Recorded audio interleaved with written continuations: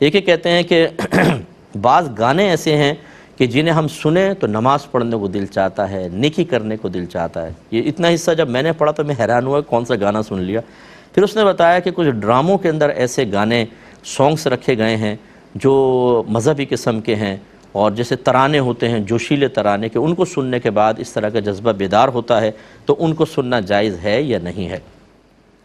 دیکھیں، موسیقی کے بارے میں ہمارے مذہب اسلام میں دو بڑی رائے ہیں۔ بعض علماء اس کی اجازت دیتے ہیں اور بعض منع کرتے ہیں۔ یعنی جو اجازت دیتے ہیں وہ بھی اس وقت کہ جب اس میوزک کے ساتھ اچھی چیز ہو، اللہ کی حمد ہے، نعت ہے، یا کوئی اسی طریقے سے اچھے ترانے ہیں کہ جس سے جوش جہاد بڑھے، جس سے انسان اللہ کی طرف مائل ہو، اس کی گنجائش ہے۔ بعض مطلقاً منع کرتے ہیں، وہ اس لیے منع کر دیتے ہیں کہ اگر ہم اس کی اجازت دیں گے تو عوام کبھی لیمیٹیشنز کے اندر رہتی نہیں ہے، وہ قیودات اور شرائط کے لحاظ نہیں کرتی، وہ پھر جا کر دوسری طرف بھی چلے جائیں گے، وہ اس احتیاط کی وجہ سے منع کرتے ہیں۔ تو اس لیے چونکہ بعض علماء اس کی اجازت بھی دیتے ہیں، اگر وہ ایسا ترانہ ہے واقعی، جیسے جنگ کے اندر تو مطلقاً ہم بھی یہ کہیں گے، حالانکہ میں اس کا اسی گروپ کے اندر ہوں، لیکن ہم اس کے قائل ہیں کہ جنگ کے اندر جو ترانے بجائے جاتے ہیں جس سے جوش جہاد پیدا ہوتا ہے، جنگ کا جذبہ پیدا ہوتا ہے، جیسے 71 کی جنگ میں اور 65 کی جنگ کے اندر ہوا کہ ترانے پڑھے گئے اور وہ لوگوں میں عام کیے گئے، تو وہ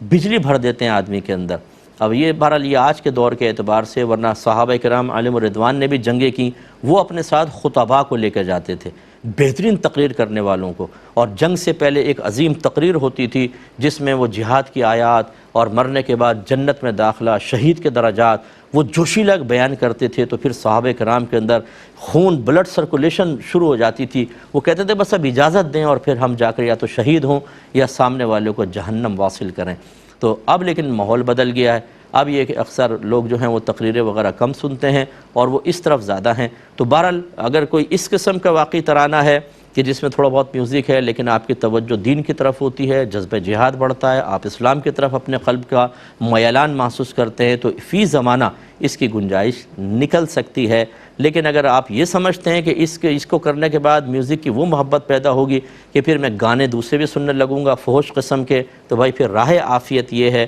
کہ جذبہ کسی اور چیز سے بڑھا لیں، قرآن پڑھیں، حدیث پڑھیں، علماء کی تقریریں سنیں، اس طرف مائل ہوں۔ امید ہے کہ آپ تھوڑا سا اس وقت کی قلت کے ساتھ جو سمجھایا اس کو سمجھ گئے ہوں گے۔